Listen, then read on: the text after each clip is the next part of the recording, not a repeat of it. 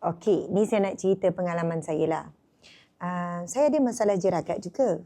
Dah umur 40 lebih, jeragat mula keluar. Lepas tu kan, saya pun pergilah, biasalah antara rawatan kalau moden, pergi laser lah. Kan laser ni tak ada apa pun. Dia cuma mesin kan, macam pen tu. Tak muka kan. Lepas dah buat, bahagian jeragat yang sebenarnya pudar, jadi makin gelap.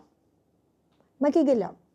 Saya pun dah risau. Saya pun tanyalah doktor, kenapa pula jeragat tu makin gelap, makin terang?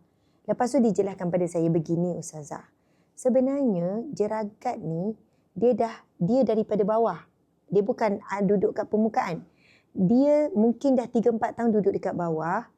Lepas tu, lama-lama dia mula timbul dekat atas, dia pudar dulu.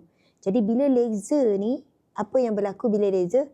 Dia nak supaya melanin yang menghasilkan gelap tu naik ke permukaan. Jadi dia kata kena buat dalam 4, 5, 6 kali sampailah betul-betul naik permukaan, barulah masa laser yang mungkin kali keempat, kali kelima dia naik betul-betul, barulah hilang. Saya pun fikir, kena laser banyak kali. Ingatkan sekali laser tu hilanglah jeragat tu kan. Rupanya tak, lama. Sebab nak suruh yang dalam tu naik ke atas. Sekarang berita baik. Saya rasa mungkin ni lah faktornya. Selepas dah terang, dulu saya ada jeragat yang agak terang dekat sini.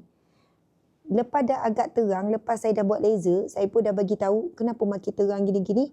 Dia kata saya kena buat lagi susulan sekian-sekian sampailah hilang. Lepas tu saya tak pergi-pergi dah. Tak pergi-pergi sebab saya macam frust. Saya macam ingatkan hilang, rupanya tak hilang. Kan? Makin terang. Lepas tu saya dah consume ni dalam lebih kurang 3 bulan. Kalau saya nak tunjuk lah, saya lama-lama saya tengok, dah hilang lah jeragat kat sini. Saya ada kat sini lah. Saya kata, dah hilang lah. Sebab saya tak nak lah biarkan nanti makin banyak kan jeragat kan. Kena jagalah. Boleh jadi sebab hampir 3 bulan setiap hari saya konsum ni. Sebab apa? Fungsi white tomato putih dalam ni, dia macam menyelam. Sebab dia kan menyerap dalam darah. Jadi dia menyelam-nyelam, berenang-berenang. Dia pergi target ke bahagian melanin tu lah. Disebabkan itulah berlaku penyembuhan daripada dalam. Kalau laser ni daripada luar.